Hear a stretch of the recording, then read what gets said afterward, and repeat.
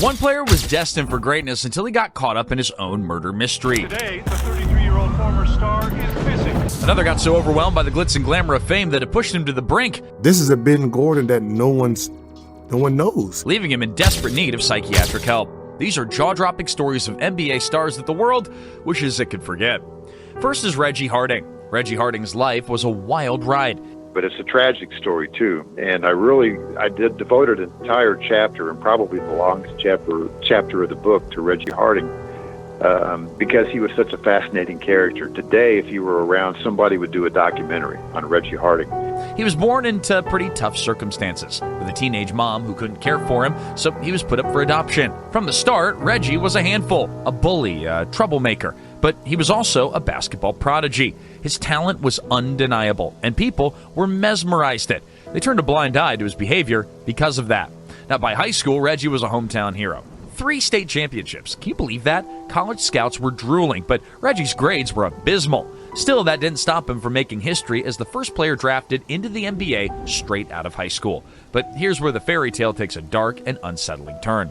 Reggie's life off the court was a mess. At 18, he was caught up in a statutory assault case, though the charges were dropped. And then there's the shocking claim from Florence Ballard of the Supremes. She said Reggie sexually assaulted her during his senior year. It was never investigated, but her life unraveled afterwards, leaving a shadow over Reggie's story. Now, on the court, his behavior was just as chaotic. He'd show up drunk, high, and even armed at practices. I mean, bringing guns into the locker room? Come on. He once shot at a teammate's feet just to make him dance. This isn't your typical NBA drama. His teammates despised him, and the league eventually had enough. Now, when basketball was over, things only got worse. Heroin addiction, armed robberies. He hit the same store 3 times. Jail time, it was like watching a train wreck in slow motion. And just when it seemed like he might turn things around, cleaning up, going to church, focusing on family, life threw him one devastating curveball. After his mother's murder, Reggie was broken. Weeks later, his so-called friend Carl Scott then turned on him. Out of nowhere, Carl pulled a gun, shot him once, and then again, and it was over. Reggie's legacy looked some solid NBA stats and a son, Reggie Harding Jr., serving life in prison. A heartbreaking end to a career that had so much more potential. But what about a player that didn't just fall from grace? He threw it all away over something ridiculously petty. Enter Scottie Pippen.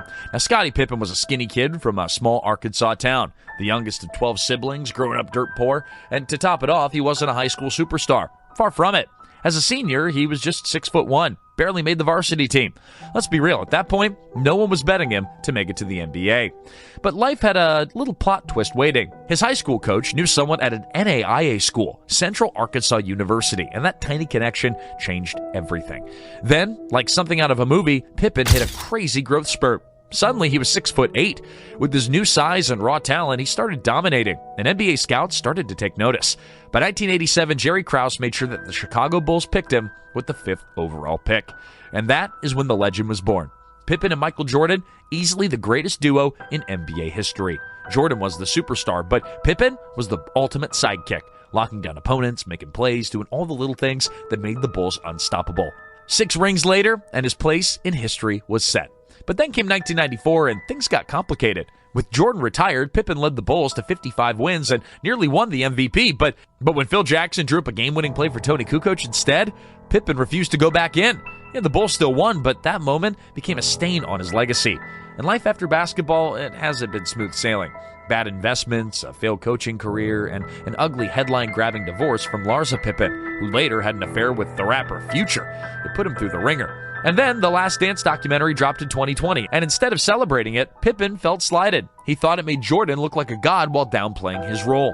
That bitterness boiled over. He called Jordan selfish, took shots in his book, and rewrote the narratives. Fans were shocked. And then, heartbreak. His oldest son, Antron, tragically passed away at just 33 years old.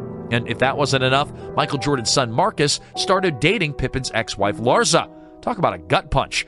Now, these days, people talk about Scottie Pippen as much for his off-court drama as his basketball greatness. The money struggles, personal losses, and rocky relationship with Jordan. It's been a nonstop roller coaster ever since he retired. How would you like to be a member of the Chicago Bulls for only a month and win a world championship ring? That's exactly what Brian Williams did.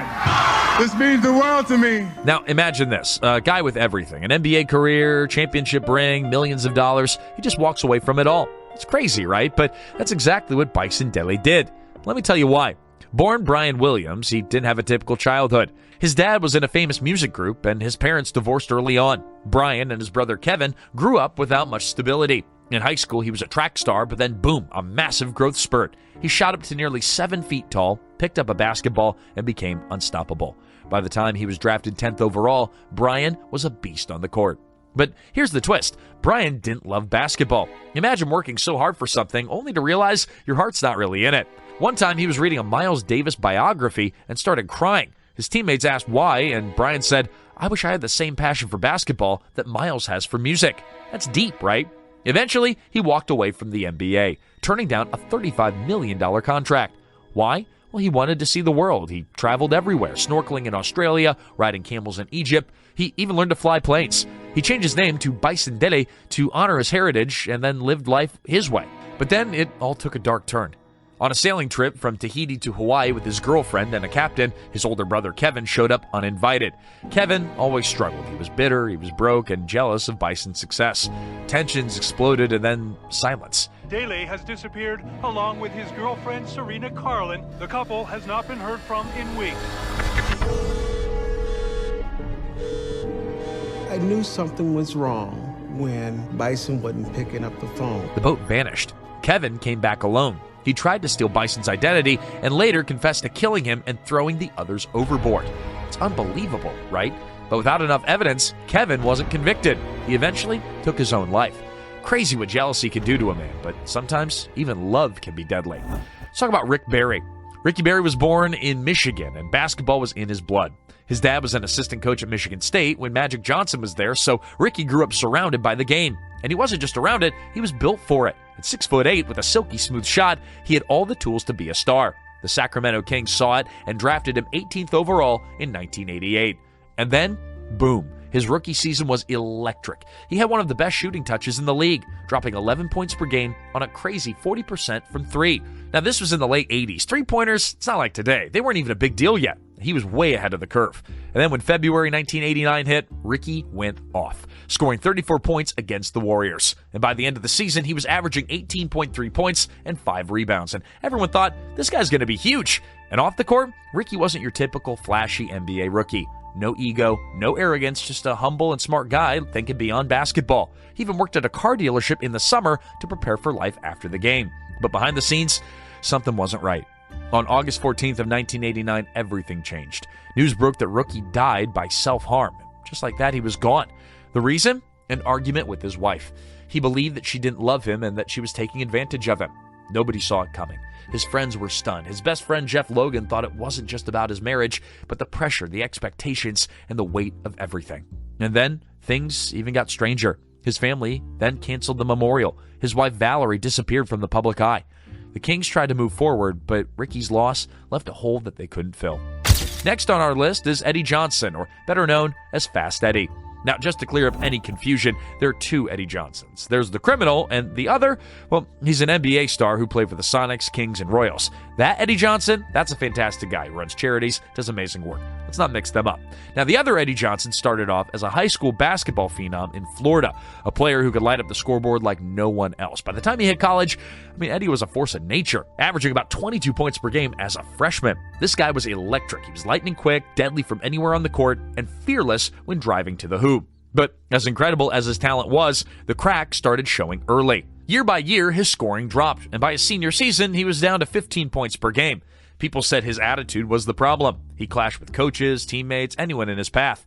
Behind the scenes, Eddie was battling mental health issues and spiraling into substance abuse. His behavior became so erratic that a lot of teams passed on him in the NBA draft, but when he finally got his chance, he proved everyone wrong. In his rookie season, Eddie was a solid player off the bench, but in year two, he exploded, averaging 16 points a game and even making the All-Star team. Sharing the court with legends like Larry Bird and Julius Erving, Eddie looked unstoppable, dropping 22 points on 11 of 16 shooting during the game. It seemed like he was on the verge of greatness, but behind the highlights, his life was falling apart. Diagnosed with manic depression, Eddie struggled to hold it all together. And then came a breaking point. A night in 1980 when armed men burst into his apartment, forced him and his friends to jump out of a window to survive. Rumors of a substance deal gone wrong followed, but the truth remains murky. From there, the downward spiral accelerated. Eddie stole a Porsche, stopped taking his meds, and continued using drugs. He was banned from the NBA, but his problems only got worse. Arrested over 100 times for everything from burglary to assault, Eddie's life went off the rails. And then, the unthinkable. In 2008, Eddie was accused of touching a woman inappropriately. Later, he broke into an apartment and forced himself on an 8-year-old girl. It was horrifying. He was sentenced to life in prison, where he died in 2020. But while Eddie's story ended behind bars, Ben Gordon, he didn't need a cell. His own mind became a prison. Ben Gordon was a walking bucket in college, an absolute scoring machine. My big man was out, so I know it was time for me to step up, At UConn, he was electric, averaging 19 points per game as a sophomore and hitting 42% of his threes. Oh, and let's not forget, he led UConn to a national championship. Everyone had their eyes on him, expecting him to be the next big NBA star. With the third pick in the 2004 NBA draft, the Chicago Bulls select Ben Gordon from the University of Connecticut. When the Bulls drafted him third overall, it felt like destiny, and man, he delivered. In his rookie year, he lit it up with 15 points per game, shooting 40% from deep, and became the first ever rookie to win Sixth Man of the Year. Bulls fans were buzzing. After the MJ era, Gordon, he was their new spark. One of the keys was the shooters. How about this shooter has 40? By 2007, he hit his peak, averaging over 21 points a game and shooting 41% from three. If Ben Gordon played in today's NBA, everyone would be talking about him. But then came the gamble. He turned down a big contract extension, betting on himself. And it didn't pan out, and he had to settle for a one-year deal worth $6 million. Things took a turn the following year when the Bulls drafted someone named Derrick Rose. Yeah, you might have heard of him. It was an unusual pairing, but it worked. Gordon focused on scoring while Rose ran the show. The 2009 playoff series against the Celtics was legendary. Rondo, Allen, over Noah. Back out to Gordon. Gordon looking. Gordon for three. Ben Gordon ties the game. 7 games, multiple overtimes, and Gordon dropped 42 points in one game. He averaged 24 for the series. It was magic, but it also was the end. After that series, he signed a deal with the Pistons, and sadly, Detroit was a disaster, and his career nosedived. Off the court, his life spiraled. Arrests, violent outbursts, disturbing videos. It was just heartbreaking. This is a PSA for all you bitch niggas. Peter Clark, Spoon,